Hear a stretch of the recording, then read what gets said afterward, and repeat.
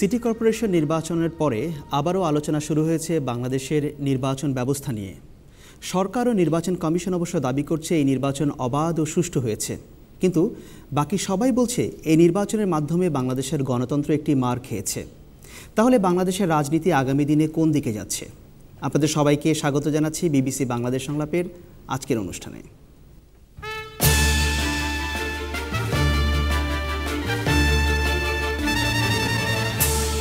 আজ প্যানেলে আছেন আওয়ামী লীগের উপদেষ্টা মণ্ডলীর সদস্য ও সাবেক মন্ত্রী সুরঞ্জিত সেনগুপ্ত, বিএনপির জাতীয় স্থায়ী কমিটির সদস্য ও সাবেক মন্ত্রী আ.স.ম হান্নান শাহ, বেসরকারি সংস্থা ডেমোক্রেসি ওয়াচের নির্বাহী পরিচালক তালেয়া রহমান এবং মানুষের জন্য ফাউন্ডেশনের নির্বাহী পরিচালক শাহিন আনাম।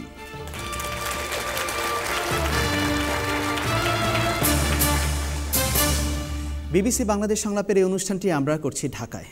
আজ অনুষ্ঠানের প্রথম প্রশ্ন করবেন সুলতানা ইসলাম। আসসালামু আলাইকুম। সিটি কর্পোরেশন নির্বাচনের অভিজ্ঞতা থেকে বলছি, আপনারা কি মনে করেন যে বাংলাদেশের মানুষ ভোটের অধিকার ফিরে পেয়েছে? সিটি কর্পোরেশন নির্বাচনের অভিজ্ঞতা থেকে ওনার প্রশ্ন হচ্ছে যে এটা কি বলা যায় যে বাংলাদেশের মানুষ ভোটাধিকার ফিরে পেয়েছে? তালেয়া রহমান, আপনারা তো নির্বাচন পর্যবেক্ষণ করেছেন। হ্যাঁ, আমরা নির্বাচন পর্যবেক্ষণ করে থাকি। ভোটের অধিকার সব যে কোনো গণতন্ত্রে ভোটের অধিকার থাকার কথা এবং আছে, এখনও আছে। কে কীভাবে এটা প্র্যাকটিস করতে পারছে, কীভাবে এটা ব্যবহার করতে পারছে, সেটাই হলো আপনার প্রশ্নের মূল কথা। ব্যবহার করার জন্য সবাই উদ্গ্রীব ছিল বলে আমি মনে করি। ইলেকশনের আগে যে সমস্ত প্রচার এবং অন্যান্য ক্যাম্পেইন ইত্যাদি যেগুলো হয়েছে, সেগুলো মোটামুটিভাবে কিছু বিধিনিয়ম ভঙ্গ হয়েছে, কিন্তু তাছাড়া ভালোই হচ্ছিল। কিন্তু ভোটের দিন দেখা গেল ভোটের একটা চাহিদা ছিল সামরিক বাহিনীর উপস্থিতি, কিন্তু সেটা হলো না। যদিও অনেক পরিস্থিতি তো সবাই জানেন বা আপনারাও বলেছেন। এখন ওনার যে প্রশ্ন, যে উনি বলছেন ভোটের অধিকার ফিরে পেয়েছে কিনা, সরাসরি সেই প্রসঙ্গে যদি আসেন।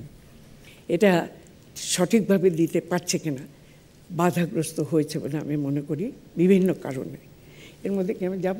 আচ্ছা, আবারও আসবো, চেষ্টা করবো আপনার কাছে আবারও আসতে। শাহিন আনাম। ধন্যবাদ।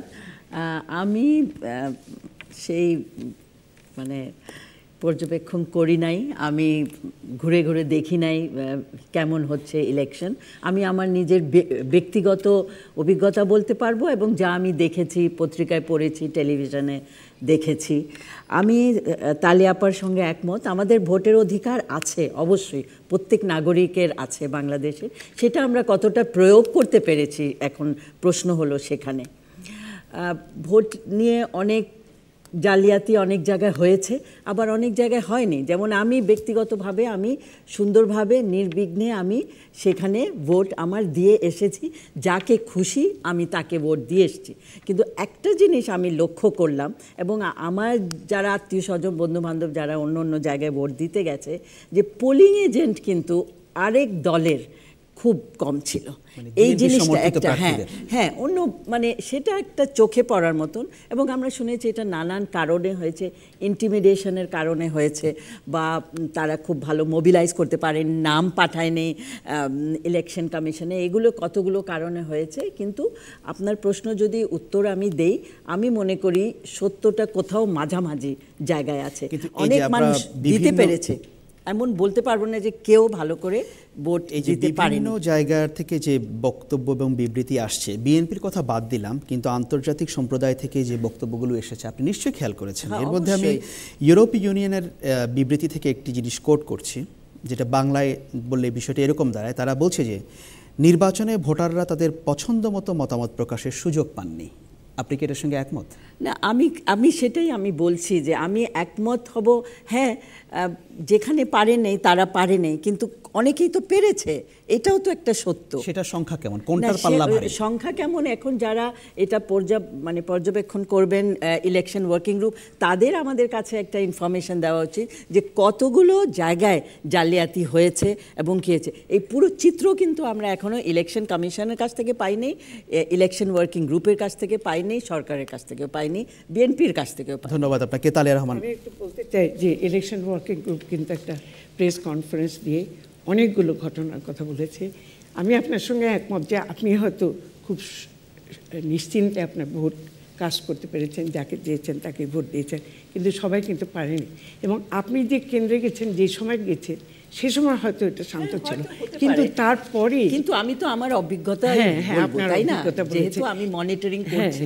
আচ্ছা তালিয়া রহমান, আপনারা যে প্রতিবেদনটি তুলে ধরেছেন সেখানে দেখতে পাচ্ছি আপনারা বলছেন প্রায় 99% কেন্দ্রের কোনো না কোনো ধরনের অনিয়ম ছিল, মানে আপনারা যেগুলো পর্যবেক্ষণ করেছেন সেগুলোর ভেতরে আর কি। না, এটার মধ্যে একটা ভুল হয়ে গেছে বলে আমি আগেই ক্ষমা চাইছি। এই কথাটা প্রেসে খুব বলেছে, কিন্তু আমাদের এই রিপোর্টে এখানে আছে, পরে আপনারা দেখতে পারবেন। 99% আমরা বলিনি, কিন্তু অনেক ক্ষেত্রে 99% বলা হয়নি। কত শতাংশ? এখন ফাইনালটা কি আপনাদের, চূড়ান্তভাবে কি বলছেন? চূড়ান্তভাবে বলছি যে যথেষ্ট। এখনো পর্যন্ত যেহেতু ফুল রিপোর্ট হয়নি, সেই জন্য সংখ্যাটা আমরা দিতে পারিনি।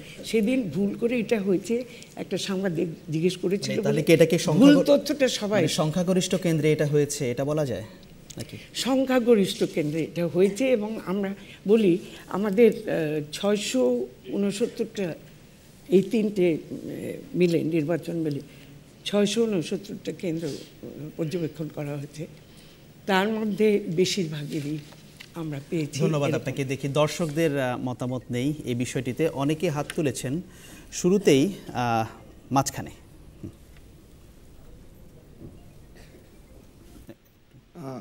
আপনাদের আলোচনায় একটি কথা উঠে এসেছে যেটা হচ্ছে যে ভোট দেওয়ার ক্ষেত্রে মানে অনেকেই স্বাচ্ছন্দ্যমতোভাবে ভোট দিতে পারলেও অনেকেও ভোট দিতে পারছে না। কিন্তু এই ভোট দিতে কেন পারছে না, এটাই কি আমাদের বড় কনসার্ন হওয়া উচিত না? এবং এজন্য আমরা কি করতে পারি? যে কেউ গিয়ে দেখা যাচ্ছে যে ভোট দিতে গিয়ে তার ভোট দেওয়া হয়ে গিয়েছে, এজন্য আমরা কি করতে পারি? আপনি কি ভোট দিয়েছেন? জি না। কেন দেননি? আমি ঢাকার বাইরে থাকি। আচ্ছা, ঢাকার বাইরের ভোটার আপনি, সেজন্য দিতে পারেননি। ধন্যবাদ আপনাকে। চতুর্থ সারিতে একজন নারী যিনি হাত তুলেছেন।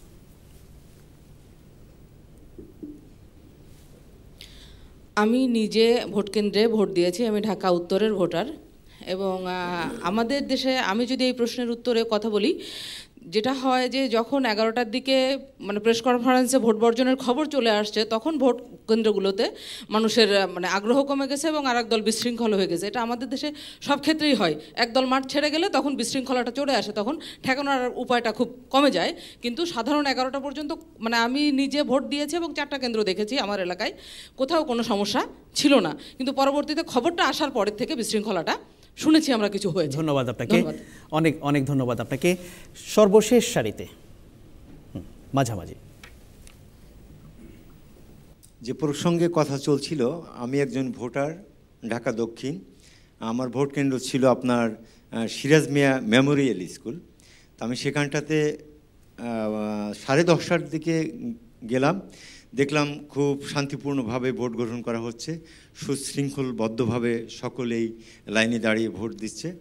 আমি ভোট দিয়ে চলে আসলাম। আসার পরে শুনলাম যে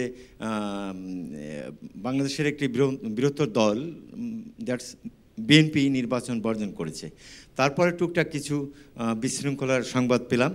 আমি যতটুকু দেখেছি যে প্রশাসনিক নিরাপত্তা এবং ভোটারদের লিস্ট বন্টন, সমবন্টন এবং গতি শৃঙ্খলা খুব সুন্দর অবস্থাতেই ভোট গ্রহণ করা হয়েছে। ধন্যবাদ, অনেক ধন্যবাদ আপনাকে। হান্নান শাহ, শুনলেন যে যারা কথা বলছেন দুজনেই বলছেন তারা ভোট দিয়েছেন, কোনো সমস্যা দেখেননি। তাহলে আপনাদের আপত্তিটা কোথায় ছিল? আমি বলছেন যে সমস্যা ব্যক্তিগতভাবে মির্জা আব্বাস সাহেবের পক্ষে এবং অন্যান্য কাউন্সিলর, আমাদের সমর্থিত কাউন্সিলরদের পক্ষে প্রধান সমন্বয়কারী ছিলাম। বেলা 8:30টার মধ্যেই বিভিন্ন কেন্দ্র থেকে আমরা জানতে পারি যে আমাদের এজেন্টদের বের করে দেওয়া হয়েছে, মারধর করা হয়েছে। এবং আমার নিজস্ব পিএ, পার্সোনাল অ্যাসিস্ট্যান্ট, সে যখন ভোট দিতে গেছে, ভোটারদের কী করে হয়রানি করা হয় তার একটি নমুনা শুধু দিচ্ছি। প্রথম তাকে বলা হলো এই বুথে নয়, অন্য বুথে যান, অন্য জায়গায় যান। 5 বার ঘুরে সে ফেড আপ হয়ে চলে আসলো। এবং ঢাকা শহরের দক্ষিণে একজন বললেন যে উনি খুব নির্বিঘ্নে ভোট দিয়েছেন সিরাজ মিয়া স্কুলে, কিন্তু আমি কয়েকটি জায়গার কথা বলতেই পারবো, বিভিন্ন থানার নামও বলতে পারবো যে জায়গায় অনিয়ম হয়েছে, যে জায়গায় ভোট, ওই যে নিরাপত্তা বাহিনীর কথা বললেন, তারা স্বয়ং ভোটে সিল মেরেছেন, পোলিং অফিসাররা তারা সরকারের হয়ে সিল মেরেছেন। আর এমনও হয়েছে যে ভোটের আগের রাত্রে ভোটের বাক্স সিল মেরে ভোট দিয়ে পুরো করে রেখেছে আমাদের অবজারভার বা আমাদের আমি আসছি আপনাকে, যদি সেটাই হয়ে থাকবে তাহলে ওনারা যে বলছেন ওনারা ভোটটা দিলেন কিভাবে? শোনেন, যেমন আমার বিজ্ঞ আলোচক উনি বললেন, আমি শিওর যে উনি যে কথা বলছেন ঢাকা উত্তরের কথা বলছেন, এমন দু এক জায়গায় শান্তিপূর্ণ হয়েছে, তা আমি তো বলি না। আমি ব্যক্তিগতভাবে অবস্থা পর্যবেক্ষণ করার পর নির্বাচনের 4 দিন আগে বলেছিলাম যে ঢাকা শহরের, বিশেষ করে ঢাকা দক্ষিণের 95% কেন্দ্র ঝুঁকিপূর্ণ, এবং একটি রিপোর্টে তো পড়েছি যে ইলেকশনের দিন, নির্বাচনের দিন 95% নয়, 98% নির্বাচনী কেন্দ্র ঝুঁকিপূর্ণ ছিল, এবং সেখানে নির্বাচনী আচরণবিধি মেনে ভোট দেওয়া হয় নাই। এটা শুধু আমার কথা নয়, আন্তর্জাতিক মহলের কথা। বিশেষ করে আমাদের যারা সাংবাদিক বন্ধুরা আছেন, ইলেকট্রনিক মিডিয়া আছেন, তাদের বদৌলতে আমরা এইসব সচিত্র প্রতিবেদন দেখেছি। আর দু একজন তারা লাকি, আমি বলবো তারা ভাগ্যবান যে তারা সুন্দর সুষ্ঠু পরিবেশন দিতে পেরেছেন, কিন্তু বাকি ভোটারদের তারা এত ভাগ্যবান ছিল না। আচ্ছা, এই যে ভোটটা হলো না, এখানে ব্যর্থতাটা কার? সরকার, না নির্বাচন কমিশন, না অন্য কারো?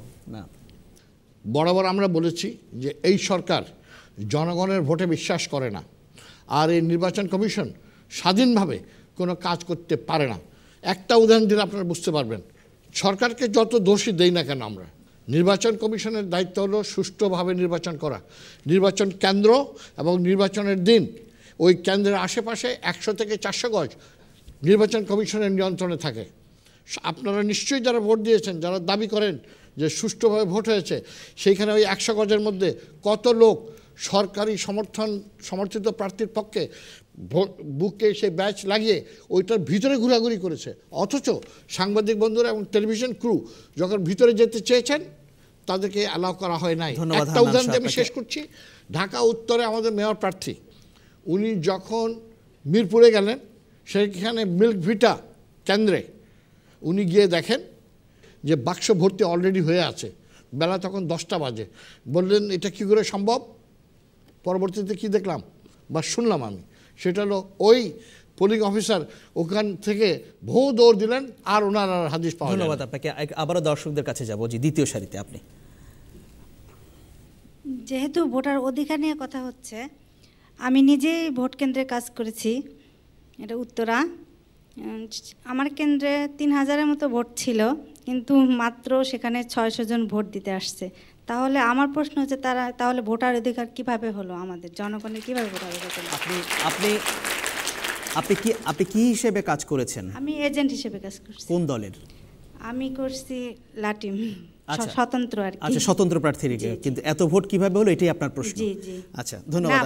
ভোটার আছে 3000 ভোটার আছে, কিন্তু মাত্র 600 জন ভোট দিতে আসছে। তাহলে ভোটার অধিকার কোথায় পেল জনগণ? আচ্ছা, ধন্যবাদ আপনাকে। প্যানেলে ফিরে আসে সুরঞ্জিত সেনগুপ্ত। খবরের কাগজ আপনি সবই দেখেছেন।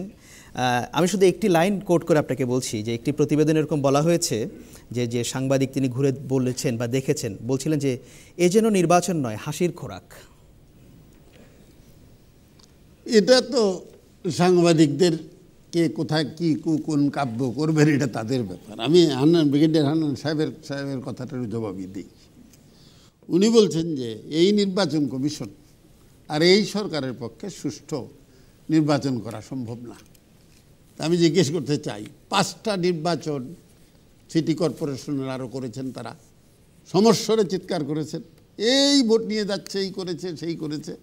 তারপরে দেখা যায় 5টাতেই বিএনপি জিতেছে, আওয়ামী লীগ হেরেছে। সেটা তো এই সরকারের অধীনেই, এই নির্বাচন কমিশনেই। তখন তো আপনারা মেনে নিয়েছেন, তখন তো এই কথা বলেন নাই। বলেন যে এইবারের 3টা ইলেকশন নিয়ে আপনার কথা, তাহলে আপনার এই কথা ভিত্তিহীন এবং এই কথার কোনো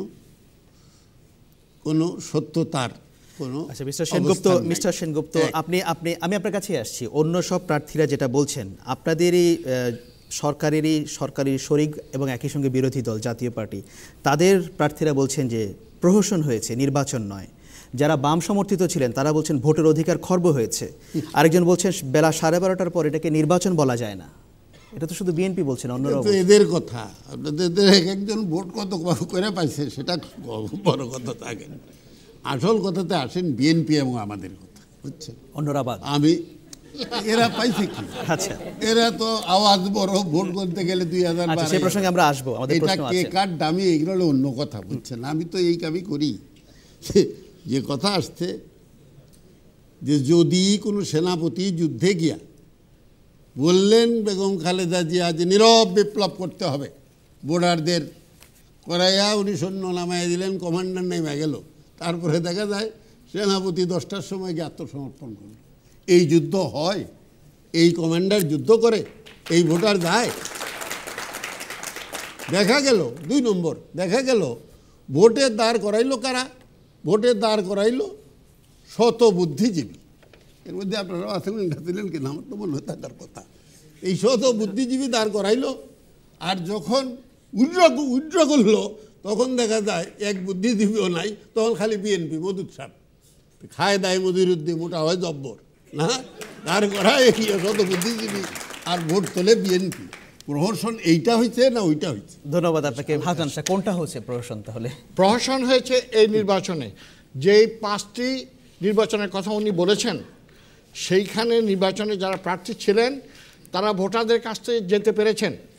এই ঢাকা মহানগরীতে আমি ব্যক্তিগতভাবে জানি আমার প্রার্থীকে আইনের মার পেঁচে ফেলে মির্জা আব্বাস সাহেব ভোটারদের কাছে যেতে পারেন নাই, আমাদের কাউন্সিলররা যেতে পারেন নাই। এই সরকারের অধীনে নির্বাচন, তাহলে এই সরকারের অধীনে নির্বাচন কমিশনের অধীনে ওই 5টি নির্বাচন সুষ্ঠু হয়েছে, এই 3টা বলে না, কোনোটাই হয় না। আপনি যদি 50 বার হজ করেন এবং তারপর একবার গিয়ে একটা খুন করেন, আপনাকে কিন্তু খুনের দায়ী মাকদ্দমা করে আপনাকে ফাঁসি দিতে হবে। ঠিক তেমনি আমরা 5টায় জিতেছি, আমাদের সাংগঠনিক ক্ষমতায় আমাদের প্রার্থী ভালো ছিল, এইখানে আমাদের প্রার্থী ভালো ছিল। মির্জা আব্বাস সাহেবকে আমরা প্রার্থীদের গুণাগুণ বিচারে যাচ্ছি না, বিষয় হচ্ছে যে আপনারা এটাকে বিশ্বাসযোগ্য নির্বাচন বলছেন না। আমরা কেবল বলছি না, আমরা তো আগেই বলেছি যে এই সরকারের অধীনে জাতীয় নির্বাচনও 2014 সনের 5ই জানুয়ারি সেটা কোনো নির্বাচনই হয় না, প্রহসন নির্বাচন হয়েছে। আর এবার তো সবাই দেখেছেন। সুতরাং ওই আরেকটা কথা, আমার সিনিয়র অবশ্য উনি খুব সংক্ষেপে সুরঞ্জিত বাবু, উনি বলেছে এটাই ওনার কাজ। তবে আমি জানি যে ইলেকশন ডকট্রিন বা ইলেকশনে ম্যানিপুলেট করে জেতার কাজে উনি নাই, ওটা আওয়ামী লীগের অন্যান্য নেতারা আছে এবং তারা এই কাজটি কত দক্ষতার সাথে করতে গিয়ে দিনে দুপুরে যেমন চোর ধরা পড়ে, ঠিক তেমনি এইসব বিভিন্ন অপকর্ম সহ জাতির সামনে, দেশে বিদেশিদের সামনে ধরা পড়েছেন। সুতরাং এই নির্বাচন প্রহসনের নির্বাচন, মানুষের দাবি হলো এইটার ফলাফল বাতিল করে দিয়ে আবার সুষ্ঠু এবং সকলের কাছে গ্রহণযোগ্য নির্বাচন দেওয়া। ধন্যবাদ আপনাকে হান্নান শাহ। আপনাদের কাছে আবারও আসবো প্রশ্ন নিয়ে, তার আগে দর্শক শ্রোতাদের জানিয়ে রাখি, বিবিসি বাংলাদেশ সংলাপের এই অনুষ্ঠান আপনারা যারা দেখছেন কিংবা শুনছেন, এই অনুষ্ঠানে উত্থাপিত বিষয়গুলো নিয়ে যদি আরও বিস্তারিত মতামত দিতে চান তাহলে বিবিসি বাংলার ওয়েবসাইট bbcbangla.com আপনার মতামত দিতে পারবেন। আর ফেসবুক যারা ব্যবহার করছেন, ফেসবুকে বিবিসি বাংলাদেশ সংলাপের পাতাতেও আপনার মতামত দেবার সুযোগ আছে। একটি ছোট্ট বিরতি নিচ্ছি, ফিরছি কিছুক্ষণের মধ্যে।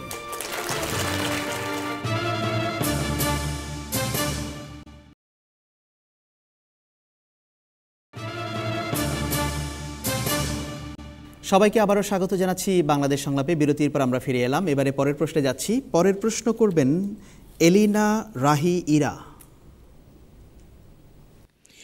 সিটি নির্বাচনের ভোট গ্রহণ মাঝপথে বর্জন করার পর বিএনপি নেতৃত্বাধীন 20 দলীয় জোটের সামনে এখন কি রাজনৈতিক বিকল্প পথ রয়েছে? আচ্ছা, মাঝপথে তারা সরে এসেছেন, বর্জন করেছেন, সেই প্রেক্ষাপটে বলছে সুরঞ্জিত সেনগুপ্ত এটাকে বর্ণনা করেছেন আত্মসমর্পণ হিসাবে, যে মাঝপথে আত্মসমর্পণ। এখন কি বিকল্প আছে হান্নান শাহ? এই নির্বাচনটি হয়ে যাওয়ার পর আমাদেরকে ভোটারদের কাছে যেতে হবে, জনগণের কাছে যেতে হবে এবং এবার আমাদের যে রাজনৈতিক সিদ্ধান্ত, এই ভোট প্রহসনের ভোট বর্জন করা, এটা সবাই অ্যাপ্রিসিয়েট করেছে, কারণ এই ইলেকশনের কোনো মূল্য নাই। কারণ আপনি একটা জিনিস দেখবেন, যারা এখানে আছেন এবং বিশেষ করে সুরঞ্জিত বাবু, ওনারাও খুব দক্ষ এই ব্যাপারে, সেটা হলো যে নির্বাচনে যদি না মানি বা আমাদের মতভেদ থাকে তাহলে সেটা সহিংসতায় রূপ নেয় রাস্তায়। এখন কি সেটাই হবে? এবার না, এবার কিন্তু আপনারা লক্ষ্য করেছেন যে আমরা রেসপন্সিবল বিরোধী দল হিসাবে এই এত কিছুর পরেও, এত অনিয়ম দুর্নীতি অব্যবস্থাপনা হয়েছে, আমরা কিন্তু রাস্তায় যাই নাই। কেন? আমরা প্রমাণ করতে সক্ষম হয়েছি, নৈতিকভাবে আমরা বিজয়ী হয়েছি, সরকার নৈতিকভাবে পরাজিত হয়েছে। আমরা এই বিজয়কে ধরে রাখতে চাই এবং জনগণের মাঝে আমাদের বিরুদ্ধে যে বলা হয় আমরা জঙ্গি, আমরা এটা করি ওটা করি, সেটা কিন্তু এবার আপনারা দেখেছেন সেটা হয় না। আমরা আগামী দিনে তাহলে কি আপনারা হরতাল আর অবরোধের মতো কর্মসূচিতে আর যাবেন না? দেখুন, অবস্থার পরিপ্রেক্ষিতে অনেক কিছু করতে হয়। হরতাল কেন? মানুষ যুদ্ধে যায় না? আচ্ছা, ধন্যবাদ আপনাকে। নিশ্চয়ই প্রয়োজনে যুদ্ধেও যায়। ধন্যবাদ আপনাকে। দর্শক একজন মাঝখানে চতুর্থ সারিতে, হ্যাঁ, সাদা শার্ট যিনি, বলা হচ্ছিল যে এই নির্বাচনের মাধ্যমে বিএনপি একটা গণতান্ত্রিক প্রক্রিয়ায় নির্বাচনে ফিরে আসার একটা পথ তৈরি হয়েছিল। এখন বিএনপি যেহেতু বর্জন করলো, বিএনপির সামনে আর কি অবস্থা আছে, কি বিকল্প আছে? আন্দোলন করার জন্যই তারা হয়তো এই বর্জনটা করেছে, কিন্তু বিগত 96 ডেজে তাদের যে আন্দোলন, মানুষ পড়ার যে অভিজ্ঞতা, সেতে আমার মনে হয় না যে ভবিষ্যতে এই আন্দোলনে গিয়ে জনসম্পৃক্ততা খুব একটা ভালো করতে পারবেন। ধন্যবাদ আপনাকে। তৃতীয় সারিতে আরেকজন। আমি শুধু একটি কথাই বলতে চাইবো, বিএনপিও বুঝি না, আওয়ামী লীগও বুঝি না, বুঝি শুধু একটাই, আমরা সাধারণ জনগণ, আমাদের বাঁচার অধিকার আছে। তাদের মাঝপথেতে আমরা হচ্ছি পাটাপোতা হয়ে কষছি।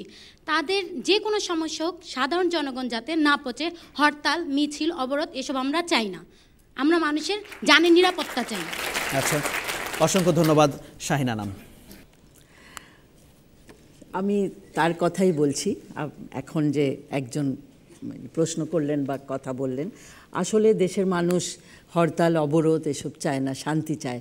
সবাই ছেলেমেয়েরা স্কুলে যেতে চায়, আমরা কাজে যেতে চাই, সব শান্তি ফিরে যেন আসুক আমাদের দেশে, আমাদের সেই কামনা। এখন বিএনপি কি করবে পরবর্তীকালে, যাই করুক, আমি মনে করি একটা সমঝোতার মাধ্যমে একটা মাঝামাঝি জায়গায় আসতে হবে। কারণ আবার সেই বিগত দিনের যে অরাজকতা যে দেশে হচ্ছিল, এটা যেন না হয় এবং দুই দল মিলে এটা যেন বর্জন করে। কি হবে? আলোচনার সম্ভাবনা তো আগে থেকে নাকচ হয়ে আসছে, কিন্তু এখন কি আলোচনার কোনো সম্ভাবনা দেখেন? তা তো হয়ে আসছে। বা আলোচনা করার কোনো উপায় আছে সামনে? আর আমাদের তো সামনে কিছু আমরা দেখছি না, কারণ এমন একটা এক্সট্রিম জায়গায় চলে গেছে দুই দল যে কোনো রকম আলোচনা কথা তো সামনে আমরা কিছু দেখছি না। তাই একটা হতাশা আসতে পারে জনগণের মধ্যে যে আগামীতে কি হবে। তবে আমাদের অনুরোধ যে সহিংসতা যেন না হয়, তবে আমাদের অনুরোধ যেন ঠিক মতন আবার আমরা গণতান্ত্রিক প্রক্রিয়ায় আবার ফিরে এসে আমরা আমাদের কাজগুলো করতে পারি। ভোটের এই যে ভোট নিয়ে কি হলো, এটা নিয়ে একটা ভালো অ্যানালিসিসের দরকার।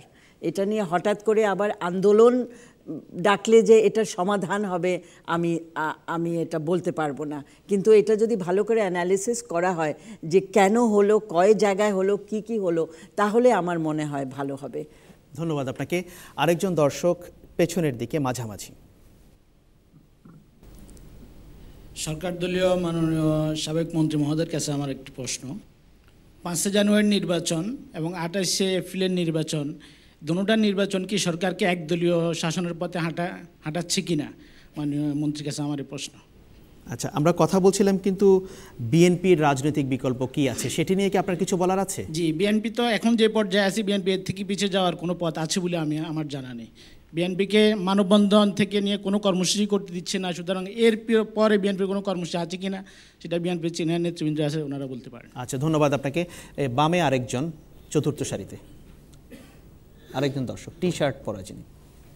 আসলে এখানে অনেক কথা হলো, কিন্তু আমরা জানতে পেরেছি, আমি নিজেও দেখেছি আশেপাশে থেকে, যেভাবে ভোট হলো, এখন সরকার বিএনপিকে যে অবস্থায় রাখছে, সব কিছু হিসাবপাতির পরে এটা অন্তত ঠিক যে বিএনপির আর পিছনে ফিরে আসার কোনো উপায় নেই।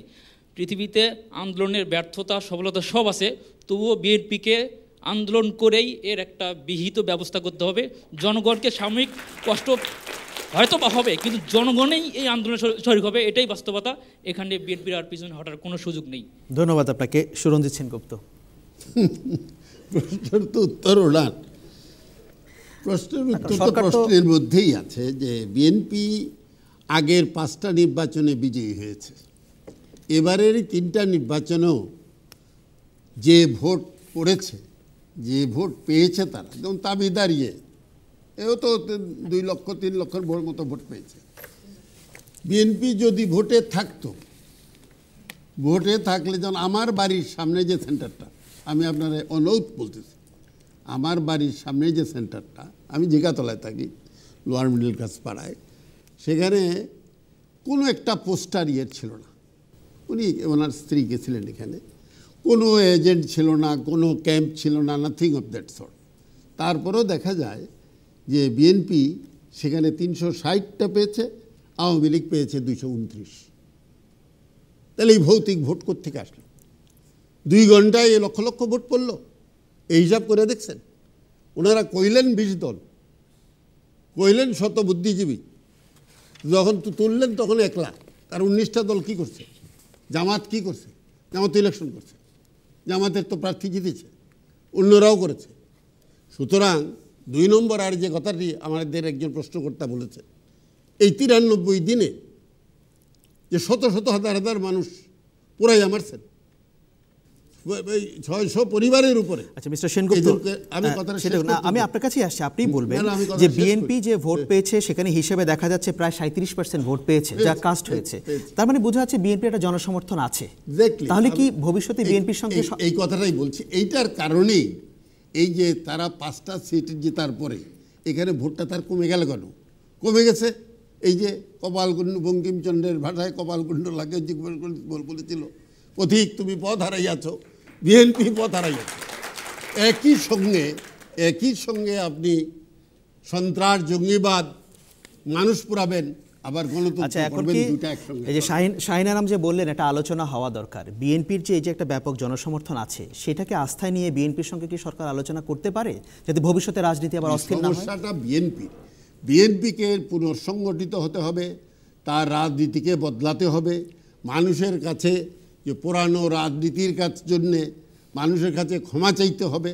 তারপরেই তো বিএনপির কাছে যে ছেলেটি বলেছে যে আন্দোলনের পথ দেখায়, সেখান থেকেই জনগণ আবারও বিএনপির কাছে আসতে পারে।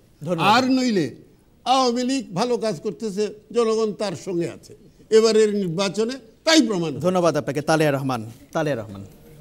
বিএনপির কি করা উচিত, বিএনপির কি বিকল্প আছে? বিকল্প আমার মনে হয় সুরঞ্জিতবাবু বলেই দিয়েছেন যে পুনঃসংগঠিত করতে হবে, নতুনভাবে নিজেদের দেখতে হবে।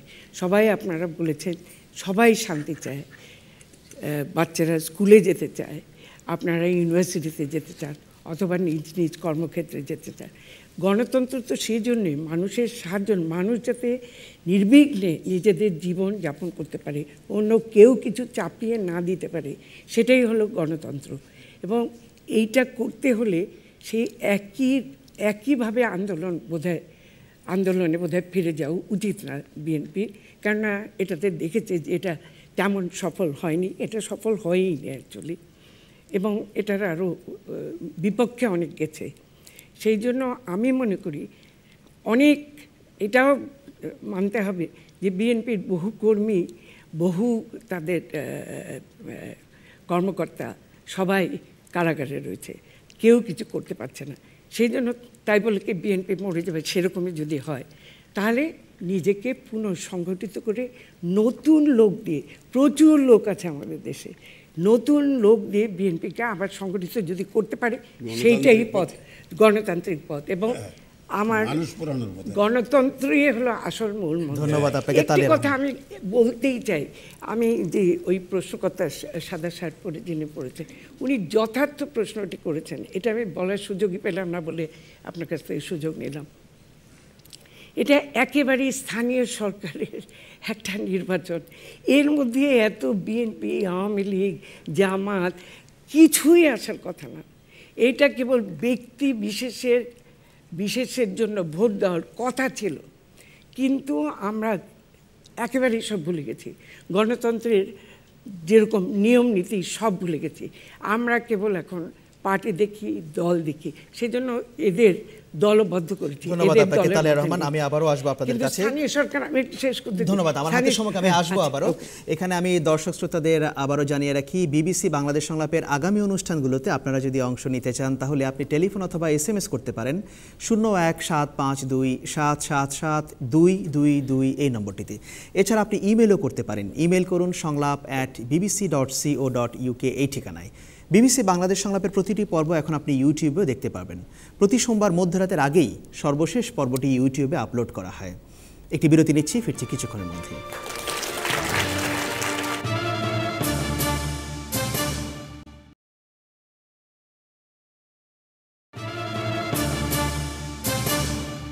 সবাইকে আবারও স্বাগত জানাচ্ছি বাংলাদেশ সংলাপে। পরের প্রশ্ন এবারে। পরের প্রশ্ন করবেন আফজাল হুসাইন। সদ্য সমাপ্ত সিটি নির্বাচন কি এই ইঙ্গিত দিচ্ছে যে বাংলাদেশের প্রধান দুটো দলের বাইরে কোনো তৃতীয় রাজনৈতিক শক্তির উত্থানের সম্ভাবনা নেই? ধন্যবাদ আপনাকে। সিটি কর্পোরেশন নির্বাচনে প্রধান দুই দল সমর্থিত প্রার্থীর বাইরেও অনেকে নির্বাচন করেছিলেন, কিন্তু তারা যে ভোট পেয়েছেন সেটিকে অনেকে হতাশাব্যঞ্জক বলছেন। অর্থাৎ বিএনপি এবং আওয়ামী লীগ সমর্থিত প্রার্থীদের বাইরে যারা নির্বাচন করেছেন তারা ভোট পেয়েছেন মাত্র ৫.৫%। সেই প্রেক্ষাপটে এই প্রশ্ন। শাহিন আনাম, তাহলে কি অন্য কোনো রাজনৈতিক শক্তির উত্থানের কোনো সম্ভাবনাই নেই? না, কোনো সম্ভাবনা নাই ভবিষ্যতে, এটা তো বলা ঠিক না। কিন্তু এখন যেটা আমরা দেখছি আমাদের সামনে এখন বর্তমানে পরিস্থিতি, তাই তো মনে হচ্ছে যে এই দুই দল ছাড়া আর কোনো উপায় নেই। আমি মনে করি যে আমাদের নিজের সবসময় দুই দলের সামনে বা তাদের কাছ থেকে আমরা সব কিছুই আশা করি। আমাদের নিজেও চিন্তা করা দরকার যে আমরা অন্যভাবে আমরা চিন্তা করতে পারি নাকি, বাংলাদেশের জনগণ মানুষ এখনো এই দুটো দলের প্রতি আস্থা পাচ্ছে, বেশি আস্থা পাচ্ছে এবং আর কোনো অল্টারনেটিভের দিকে যেতে চাচ্ছেও না। কোথায় যেন একটা কমফর্ট জোন আছে এদের। কোথায় কি মনে হয় সমস্যাটা? কারণ অনেকগুলো কারণ। জাতীয় যখন একটা নির্বাচন হয়, সিটি কর্পোরেশন জাতীয় নির্বাচন, কারণ একটার সঙ্গে একটা কিন্তু যোগসূত্র রয়েছে। তখন দেখেন ইন্ডিপেন্ডেন্ট ক্যান্ডিডেট কোনো দিন খুব একটা ভালো করে না, খুব কম। কেন? যে আমার প্রার্থী যদি হয়, ওরা যদি পাওয়ারে আসে তাহলে মন্ত্রী হতে পারবে, একটা ক্ষমতার জায়গা যাবে এবং আমার এলাকার লাভ পাবে। এটার সঙ্গে এটার একটা সম্পর্কে কেমন একটা কালচার হয়ে গেছে, এটা থেকে আমরা এখনও বেরিয়ে আসতে পারছি না। এটা খুব দুঃখজনক। অন্য অন্য দেশে হয়েছে, দেখেন ভারতে হয়েছে, দিল্লিতে হয়েছে। আম আদমি পার্টি যতই তাদের দোষ থাকুক, কিন্তু কিছুটা তো উঠে এসছে। তো আমাদেরকেও কিন্তু একটু অন্যভাবে এখন চিন্তা করার সময় এসছে, যেটা আমরা করছি না। ধন্যবাদ আপনাকে শাহিন আনাম। সুরঞ্জিত সেনগুপ্ত, আপনার কাছে আসি। একটু আগে আপনিও বলছিলেন যে অন্যরা ভোটেই পায় নাই, এবং আপনিও এক সময় বলতেন যে আগে ছিলাম ছোট দলের বড় নেতা, এখন বড় দলের ছোট নেতা। এখন এই প্রসঙ্গে কি বলবেন? আসলে রাজনৈতিক শক্তির উত্থানের কি কোনো সম্ভাবনা নেই? না, শাহিনা ভাবি যেটা বললেন এটা তো ঠিক, যে আপনি তৃতীয় দল বা ব্যক্তির উত্থান হবে না এ কথা তো কেউ বলতে পারবে না। কিন্তু প্রশ্নটা হচ্ছে স্থানীয় সরকার নির্বাচনে যদি নির্দলীয়ভাবে হতো, আরও ছোটো কনস্টিটিউয়েন্সি হয় ইউনিয়ন পরিষদে, যেমন ইন্ডিপেন্ডেন্ট ক্যান্ডিডেট চলে আসে, আওয়ামী লীগ বিএনপির বাইরেও অনেক চলে আসে, উপজেলাতে এসে দেখা যায় যেটা আরও বড় নির্বাচন, সেখানে দল ছাড়া পারে না। যে ফেলাসিটা আমাদের, যে এই কর্পোরেশন, উপজেলা, এই সমস্ত ইলেকশন যতই আমরা বলি স্থানীয় সরকার নির্বাচন, আসলে এটা দলীয় নির্বাচন। এবং বিশ্বের অনেক সকল দেশ, প্রায় বেশিরভাগ দেশেই এগুলো দলীয়ভাবেই হয়। সুতরাং আমার মনে হয় অবিলম্বে আইন পাশ করে এগুলাকে দলীয় নির্বাচনে পরিণত করা। আচ্ছা, সুরঞ্জিত সেনগুপ্ত, এখানে একটি বিষয় আমি বলে দিই আপনাকে, যে এ কথা কোনো কেউ হলফ করে বলতে পারবে না যে আরও কারো উত্থান হবে না। হয়তো এটা সময়ই বলে দেবে যে সময়ের। যারা এই তৃতীয় শক্তির কথা বলতো, যারা তৃতীয় রাজনৈতিক শক্তির কথা যারা বলতো বা বলে বিএনপি এবং আওয়ামী লীগের বাইরে, তারাও কোনো না কোনো রাজনীতির সঙ্গে জড়িত। কিন্তু একটা সময় দেখা যেত যে এই দলগুলো তারা কিছু না কিছু ভোট পেত, উল্লেখযোগ্য সংখ্যায় ভোট পেত, কিন্তু দিনে দিনে তাদের সেই ভোটের পরিমাণ কমছে। এর কারণটা কি? এর কারণ তো পলিটিক্স পোলারাইজড হয়ে গেছে দুই ভাগে। একদিকে গণতান্ত্রিক সেকুলার ডেমোক্রেটিক পলিটিক্স, আর একদিকে যে কথাটা আপনি বলছিলেন, আমি ব্রিগেডিয়ার সাহেবকে এই আঘাত দিতে চাই নাই, বিএনপি এটা যদি ডেমোক্রেটিক সেকুলার ডেমোক্রেটিক পার্টি হয় তার তার এক অবস্থান, আর বিএনপি যদি আজকে যুদ্ধ অপরাধী, ধর্মীয় রাজনৈতিক দল এবং ইত্যাদির সঙ্গে থাকলে তার আরেক অবস্থান। সুতরাং মানুষের তৃতীয় পথ তো আর নাই খোলা। আচ্ছা, ধন্যবাদ আপনাকে। দর্শকদের কাছে যাই মাঝখানে। হ্যাঁ, এই প্রসঙ্গে যাওয়ার আগে আমি একটা কথা বলবো। আমি ইতালি প্রবাসী, আমরা চাচ্ছি প্রবাসীরা ভোটের অধিকার পাক, কিন্তু আমি যেখানে দেখছি বাংলাদেশের মানুষ ভোটের অধিকার পাচ্ছে না, সেখানে আমি এই অবান্তর প্রশ্ন করব না, আপনাদের কাছে দাবিও করব না। তবে তৃতীয় শক্তি অবশ্যই আসবে যদি সরকার সহসায় সবাইকে ভোটের অধিকার ফিরিয়ে না দেয়, অবশ্যই তৃতীয় শক্তি আসবে। আচ্ছা, আমরা রাজনৈতিক শক্তির কথা বলছি। ধন্যবাদ আপনাকে। যে মাঝখানে পেছনের দিকে অন্য রাজনৈতিক দলগুলো যে ভোট পেয়েছে, তাতে কি আপনার মনে হচ্ছে যে তৃতীয় কোনো ব্যক্তি বা দল তাদের মানে উত্থানের সম্ভাবনা একেবারেই নাই বাংলাদেশে?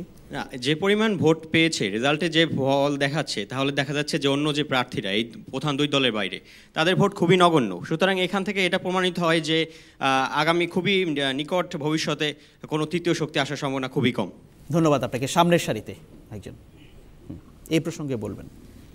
আমার তো মনে হয় তৃতীয় শক্তি ওঠার কোনো সম্ভাবনা নেই, কারণ ডক্টর ইউনূস সাহেবও চেষ্টা করেছিলেন একটা রাজনৈতিক দল গঠন করার, কিন্তু তাকে যেভাবে হোক সরকার তাকে দমিয়ে রাখার চেষ্টা করেছে। আমার মনে হয় না কোনো থার্ড পাওয়ার আসবে। ভোট দিচ্ছে না, মানুষ ভোট দিচ্ছে না কেন? দিচ্ছে না আসলে কি বলবো, যে আমরাও হয়তো ভালো না, কারণ ভালো মানুষ আসুক আমরাও চাই না। রাজনীতির কারণেই হয়তো ওখানে পোলারাইজড হয়ে গেছে, যে যারা রাজনীতিতে জড়িয়ে আছে তারা ভয় ভীতির মাধ্যমে যেভাবে হোক তাদেরকে সাইড করে দিচ্ছে। ধন্যবাদ। তালিয়া রহমান, খুব সংক্ষেপে যদি জবাব দেন। আমি বলবো তৃতীয় শক্তির কথা বলা হচ্ছে, তৃতীয় রাজনৈতিক দল, তৃতীয় রাজনৈতিক দল অবশ্যই আসতে পারে। কিন্তু আরেকটি জিনিস, আপনারা ভাবছেন এক ইলেকশনে একজন নতুন প্রার্থী হলো অমনি তার জয় হয়ে গেল, এরকমভাবে হয় না। ছোট ছোট তাকে দমে না গিয়ে আবারও আসতে হবে, তবেই না আস্তে আস্তে আস্তে আস্তে তার প্রতি তার সমর্থকের দল বাড়বে। আমরা করি কি অতি দ্রুত একটা কনক্লুশনে আসতে চাই যে এই হলো মাত্র এই কটা ভোট পেল, সুতরাং আমি আর নাই। তবে এই সঙ্গে এই কথাটাও বলতে হবে যে ইলেকশন মানেই যথেষ্ট অর্থ ব্যয় করতে হয়। সেই অর্থ হয়তো তারা ব্যয় করতে পারেনি। প্রচারণা দেখেই তো বোঝা গেছে, যাদের অর্থ আছে তারা অনেক প্রচারণা করেছেন। যেসব অনেক মেয়র প্রার্থী ছিল, 19 জন একদিকে, 16 জন আরেকদিকে, কিন্তু তাদের মধ্যে কজনকে দেখেছেন আপনারা? আমরা কয়েকটি এই সংলাপের মতন জায়গায় গিয়েছি বলে তাদের চেহারা দেখেছি, তাছাড়া চেহারা দেখার কোনো উপায় নেই। কেননা তারা প্রচারে এত অর্থ ব্যয় করতে পারেনি। এটাও একটা কথা, এটাও লেভেল প্লেইং ফিল্ডটা কিন্তু তৈরি করে দেওয়া হচ্ছে। অনেক ভালো লোক ছিলেন কিন্তু ইন্ডিপেন্ডেন্ট, কিন্তু তারা কোনো চান্সই পেলেন না। এরকম হলে তারা তো কোনো দিনও আসবে না। তবে একটু আমি শেষ করতে চাই, যেটা আমি বললাম আবারও বলতে চাই, একবারে তাদের একেবারে হতাশ হয়ে গিয়ে আর কোনো দিন দাঁড়ালো না, সেরকম করলে তারা আর কোনো। ধন্যবাদ আপনাকে। হান্নান শাহ। এটা ঠিক যে বাংলাদেশের বর্তমান যে রাজনৈতিক পরিস্থিতি, বাস্তবতা হলো যে দুটি প্রধান দল, আওয়ামী লীগ এবং বিএনপি। যদিও বর্তমান সরকার বিএনপিকে মুছে ফেলার জন্য অনেক চেষ্টা করেছেন, যেমন গত জাতীয় নির্বাচনের মাধ্যমে ওনারা একটা বিরোধী দল তৈরি করেছেন জাতীয় পার্টির। তারা যে কতটুকু যে তৃতীয় শক্তি হয়ে দাঁড়ালো সেটা তো প্রমাণ। যদিও আমরা পুরো ইলেকশনটা করি নাই, এই নির্বাচনে আমার জানা মতে তাদের একজন কাউন্সিলর হয় নাই, আর মেয়র হওয়া তো দূরের কথা। সুতরাং আওয়ামী লীগ বা বর্তমান সরকার চেষ্টায় আছেন যে বিএনপিকে বাদ দিয়ে একটা তৃতীয় শক্তিকে টেনে আনা যায় কিনা, কিন্তু ওই তৃতীয় শক্তিটা মানুষের কাছে অবশ্যই গ্রহণযোগ্য হয় নাই বলেই আজকে এই পরিণতি। আগামী দিনেও ভোটযুদ্ধে তৃতীয় গণতান্ত্রিক পার্টির দেখা পাওয়া বোধহয় কিছুর মুশকিল হবে, কারণ এখন পর্যন্ত তেমন কোনো নেতৃত্ব আমরা দেখছি না যেই নেতার অধীনে বা যার charms, political qualities, human qualities মানুষকে উদ্বুদ্ধ করবে এবং একটা তৃতীয় শক্তিতে রূপান্তরিত। ধন্যবাদ আপনাকে হান্নান শাহ। আপাতত আমরা দেখতে পাচ্ছি। ধন্যবাদ আপনাকে হান্নান শাহ। পরের প্রশ্নে যাচ্ছি। পরের প্রশ্ন করবেন কাজী রাবেয়া এমি। আচ্ছা, খুব আমি এক মিনিট সুরেন্দ্র সেনগুপ্ত, খুব সংক্ষেপে আপনি শেষ। এটা আমারে বলছিলেন যে ছোট দলের বড় নেতা ছিলাম, এটা ঠিক। আমি 8 বার এমপি হয়েছি। 4বার ছোট দল থেকে, কখনো নেপ, ঐক্য নেপ, একতা, গণতন্ত্রী পার্টি, 4বার আমি কিন্তু এই ছোট দল থেকে হয়েছি। আওয়ামী লীগে জয়েন করার পরে আর অবশিষ্ট 4বার হয়েছি। হওয়া যায় না তা না, ছিল। এখন ইভেন বাম রাজনৈতিক দলগুলো এখন সিভিল সোসাইটিতে পরিণত হয়ে গেছে। ধন্যবাদ। ধন্যবাদ আপনাকে সুরঞ্জিত সেনগুপ্ত। আমি পরের প্রশ্নে যাচ্ছি। পরের প্রশ্ন করবেন কাজী রাবেয়া এমি। আমি একেবারে ভিন্ন প্রসঙ্গে একটা প্রশ্ন করতে চাচ্ছি, সেটা হচ্ছে আমাদের জাতীয় ক্রিকেট দলের যে সাফল্য আমরা গত কয়েকদিন থেকে লক্ষ্য করছি, এই সাফল্য আমি জানি আমাদের মঞ্চে কোনো আসলে খেলোয়াড়ের ব্যক্তিত্ব নেই, তারপরেও আমি প্রশ্ন যেটা করতে চাচ্ছি সেটা হচ্ছে আপনাদের কি মনে হয় এই সাফল্যটা ধরে রাখা যায় কিভাবে? ধন্যবাদ আপনাকে। বাংলাদেশ ক্রিকেট দল ধারাবাহিকভাবে উন্নতি করছে, বিশেষ করে পাকিস্তানকে ওয়ানডে সিরিজে তারা হোয়াইট ওয়াশ করেছে। টেস্টে যেটি প্রায় বাংলাদেশ দলের বিপক্ষে চলে গিয়েছিল, এটা হেরে যাওয়া ম্যাচকে তারা ড্রতে পরিণত করেছে। সেই প্রেক্ষাপটে এই প্রশ্ন। হান্নান শাহ, আপনার কাছেই আসি। একসময় আপনি ক্রিকেট সংগঠক হিসেবেও ছিলেন। আমি কেবল ক্রিকেট সংগঠকই ছিলাম না, ঢাকাতে যখন প্রথম ফার্স্ট ডিভিশন ক্রিকেট শুরু হয়, একটা টিমের হয়ে খেলার সৌভাগ্য আমার হয়েছিল। এটাকে কিভাবে ধরে রাখা যাবে এই উন্নতি? ধন্যবাদ বাংলাদেশ ক্রিকেট টিম, ধন্যবাদ বাংলাদেশের ক্রিকেট টিমের প্রতিটি খেলোয়াড়কে, যে তারা কোয়ার্টার ফাইনালে উঠে প্রথম রেকর্ড সৃষ্টি করেছে। এটা আমাদের জন্য একটা খুব বড় অ্যাচিভমেন্ট, খুব বড় পাওনা। আর এবার পাকিস্তানের সাথে খুলনাতে যে টেস্টটি হলো, আমরা ম্যাচ অ্যানালিসিসে যাচ্ছি না, যে এটাকে কিভাবে বাংলাদেশ ধরে রাখতে পারবে? প্রশিক্ষণ প্রশিক্ষণ প্রশিক্ষণ, আর সময়ের বিভিন্ন সময়ে বিভিন্ন ভালো ভালো দলের সাথে ক্রিকেট প্রতিযোগিতা করে, টেস্ট খেলে, ওয়ানডে খেলে, টি20 ম্যাচ খেলে, তাদের যে শক্তি, খেলার যে মান, সেই মানকে আরও উপরে নিয়ে যাওয়া। ধন্যবাদ আপনাকে। শাহিন আনাম, আপনাদের কাছে আসবো পরে, দেখি একবার। আমি একজন ভীষণভাবে একটি ক্রিকেট ফ্যান। আমি বিশ্বে কোথায় কি ক্রিকেট হচ্ছে আমি সব ফলো করি, আইপিএল দেখি। আমাদের এই জয় আমাদের ক্রিকেট টিমের, এটা এত আমরা আনন্দ পেয়েছি, সারা দেশ মনে আনন্দে ভাসছে আজকে। অনেক কিছু ধরে রাখবে। হান্নান সাহেব যেটা বলেছেন, অবশ্যই প্রশিক্ষণ, আরও অনেক বেশি খেলতে হবে, ভালো ভালো টিমের সঙ্গে আরও প্রতিযোগিতা করতে হবে। এখন অনেক দিন পরে এই নেক্সট প্ল্যান হলো জুন মাসে ভারত আসছে, তারপরে সাউথ আফ্রিকা আসছে, এই সব অস্ট্রেলিয়া আসছে। এই সব খেলার মাধ্যমে আমাদের ক্রিকেটের মান আরও বাড়বে। সবচেয়ে বড় হলো যেটা লাভ হয়েছে এই সিরিজে, এটা হলো কনফিডেন্স। আমাদের কনফিডেন্স বেড়েছে এবং অন্যরা এখন বাংলাদেশ ক্রিকেট দলকে একটা সিরিয়াসলি নেওয়ার একটা জায়গায় এসে। ধন্যবাদ আপনাকে। তালিয়া রহমান। আমিও মনে করি আমি খুবই ভালো লাগছে জেনে যে বাংলাদেশকে এখন শাহিন আনাম যেরকম বললেন যে এখন কিছু মূল্য দিচ্ছে। প্রথমে তো উড়িয়ে দিয়েছিল বাংলাদেশ কিছুই না, কিন্তু আস্তে আস্তে এখন সকলের নজরে পড়ছে। খুবই চমৎকার খেলা খেলেছে, সেজন্য তাদের কনগ্রাচুলেশনস জানাচ্ছি। যে এবং এটা ধরে রাখবে কি করে, সকলে যা বললো সেটাই আমাকে বলতে হবে, খেলে যেতে হবে। এবং একটা খেলা ভালো করি যেন না মনে করে যে সব খেলাতেই তারা ভালো করবে। সুতরাং প্রশিক্ষণ করেই যেতে হবে, প্র্যাকটিস করেই যেতে হবে। সুরঞ্জিত সেনগুপ্ত। ক্রিকেট খেলা খালি অনুশীলনের খেলা না, এটা মাইন্ড গেমও। আমরা যে কনফিডেন্সটা ওয়ার্ল্ড কাপ থেকে এবার নিয়ে ফিরে এসেছি, এই কনফিডেন্সেরই প্রতিফলন পাকিস্তানের সঙ্গে হয়েছে। আমি খুব দৃঢ়ভাবে বলতে পারি এই সাবকন্টিনেন্টের 3টা ওয়ার্ল্ড কাপ চ্যাম্পিয়ন টিম আছে, ইন্ডিয়া, পাকিস্তান, শ্রীলঙ্কা। 4র্থ ওয়ার্ল্ড কাপ চ্যাম্পিয়ন হবে বাংলাদেশ। ধন্যবাদ। দর্শকদের কাছে যাই। হ্যাঁ, পেছনের দিকে আরেকজন স্ট্রাইপ শার্ট পরা। আমি চাই এখানে 2 দল অংশগ্রহণ করে, এক দল জিতে এক দল হারে। তো হারা দল পরবর্তীতে দেখা যায় সবাই হাতে হাত মেলায়, গলায় গলা মেলায়। তো আমাদেরও এটা করতে হবে, রাজনৈতিক ধরাছোঁয়ার বাইরে রাখতে হবে কি এই ক্রিকেট খেলাটা। আচ্ছা, ক্রিকেট খেলাকে রাজনীতির ধরাছোঁয়ার বাইরে রাখতে হবে। আচ্ছা, ধন্যবাদ আপনাকে। বাঁ দিকে আরেকজন।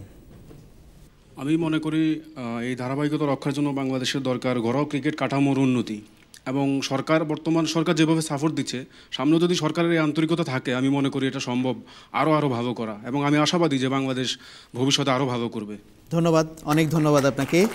এরই সাথে আমাদের অনুষ্ঠানের সময় শেষ হয়ে গেল। প্যানেলে আপনারা যারা ছিলেন আপনাদের সবাইকে ধন্যবাদ। দর্শক আপনারা যারা প্রশ্ন করেছেন, মতামত দিয়েছেন, আপনাদেরকে অসংখ্য ধন্যবাদ জানাচ্ছি।